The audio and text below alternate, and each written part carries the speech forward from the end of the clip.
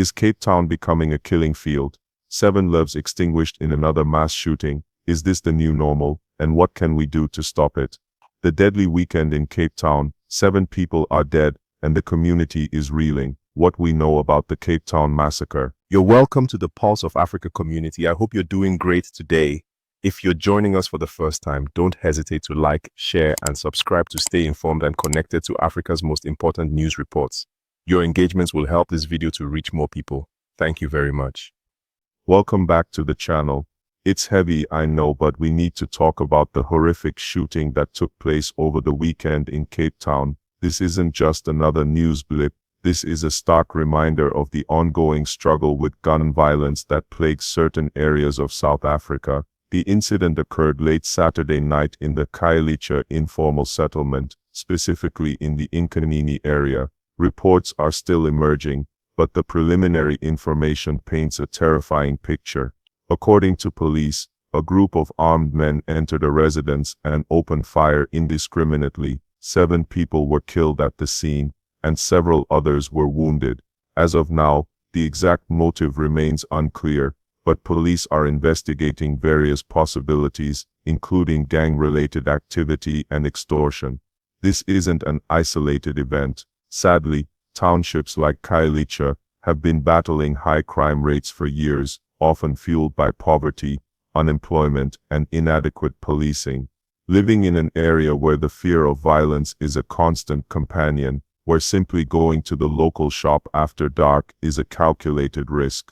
That's the reality for many residents in these communities. You might be thinking, this happened in Khayelitsha, what does it have to do with me? Well, whether you live in Cape Town, South Africa, or halfway across the world, this tragedy should be a wake-up call. It highlights the urgent need for systemic change and effective solutions to address the root causes of violence. For example, improved access to education and job opportunities could provide alternatives to crime.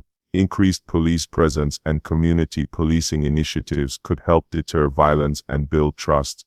The South African Police Service (SAPS) has deployed additional resources to the area and launched a manhunt for the suspects. However, the effectiveness of these efforts will depend on the cooperation of the community, and that cooperation, understandably, can be difficult to achieve when there's a deep-seated distrust of law enforcement. It's a complex situation, but pretending it doesn't exist or that it's their problem is simply not an option. In the following segments, we'll delve deeper into the potential causes, the community's reaction, and what's being done to prevent future tragedies. The shadows of Nyanga, a community gripped by fear. Nyanga, a sprawling township on the outskirts of Cape Town, is a place burdened by a history of inequality and hardship. It's a community where poverty is a daily reality, and where the promise of a brighter future often feels distant. But beyond the socio-economic challenges, Nyanga has also become synonymous with another grim reality: violence. It's consistently ranked as one of South Africa's murder capitals, a distinction no community wants to hold. The news of 7 lives abruptly ended within its borders sent ripples of shock and despair through the township. More than just statistics, these were fathers, mothers, siblings, and friends. Their names were whispered with a mix of grief and fear as the details slowly emerged. Eyewitness accounts painted a terrifying picture: a sudden barrage of gunfire, followed by screams, and then a chilling silence. The motive behind the massacre remains shrouded in mystery, but early speculation immediately pointed towards gang violence.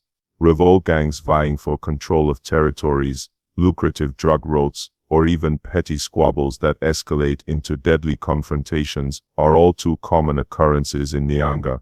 These turf wars, fueled by desperation and a lack of opportunities, often leave innocent bystanders caught in the crossfire. Police investigators descended on the scene, meticulously combing the area for clues. Forensics teams worked to collect evidence, hoping to piece together the sequence of events and identify the perpetrators. The recovery of shell casings confirmed that multiple firearms were used in the attack, suggesting a coordinated and deliberate assault, but the investigation faces significant hurdles. The climate of fear and distrust within the community can make residents hesitant to come forward with information. Witness intimidation is a real threat, and many fear reprisals from gang members if they cooperate with the authorities. This code of silence, born out of a desperate need for self-preservation, often hinders investigations and allows perpetrators to operate with impunity. Beyond the immediate investigation, the tragedy has reignited a long-standing debate about the root causes of violence in Nyanga and other similar communities across South Africa. Are the police doing enough to protect vulnerable communities? Is there sufficient investment in social programs that address poverty, unemployment, and lack of access to education? These are the difficult questions that linger in the air, unanswered but desperately demanding attention. The faces of the 7 lost individuals serve as a stark reminder that the cycle of violence must be broken, and that meaningful change is needed to ensure that such tragedies are not repeated. The weight of their absence hangs heavy, a constant reminder of the fragility of life in a community constantly grappling with the shadows of violence.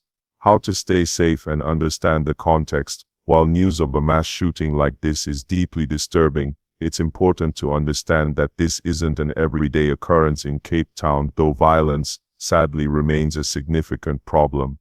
Knee-jerk reactions can be harmful, and informed decisions are crucial, whether you're a resident or planning a visit.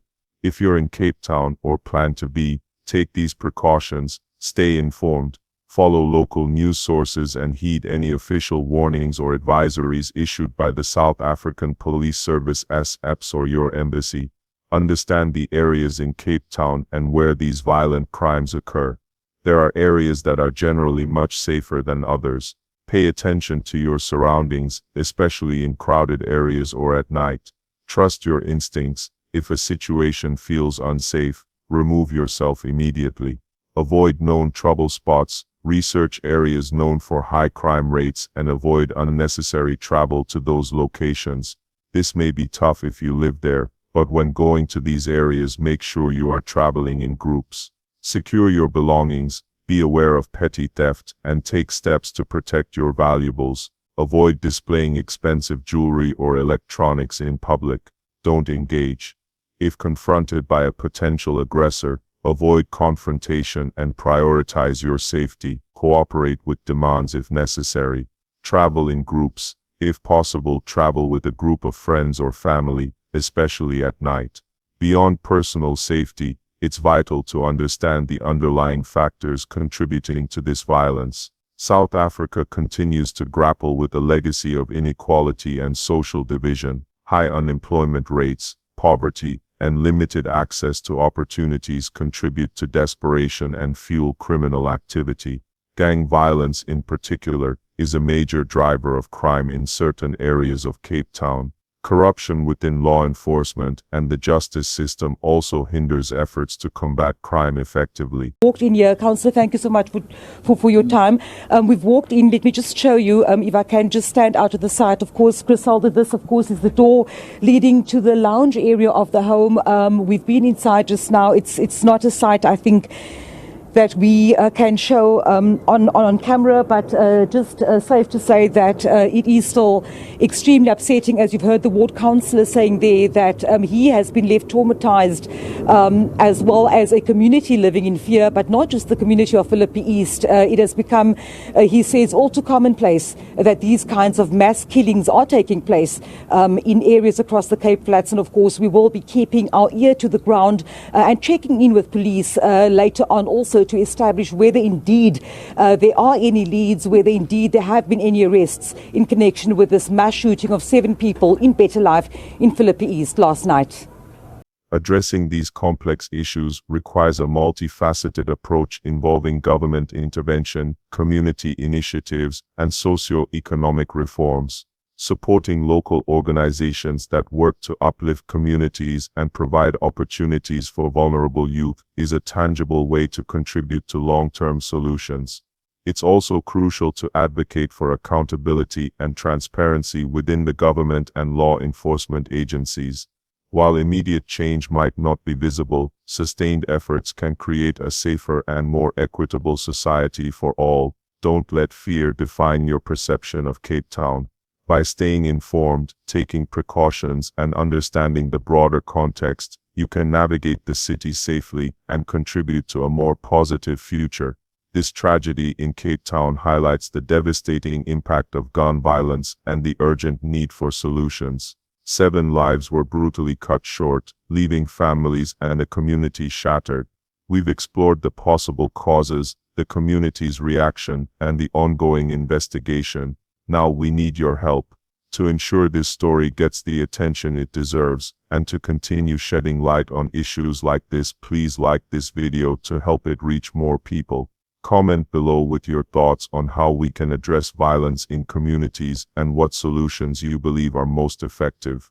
And finally, subscribe to our channel for ongoing reporting on important issues and a deeper understanding of the world around you. Your engagement makes a difference.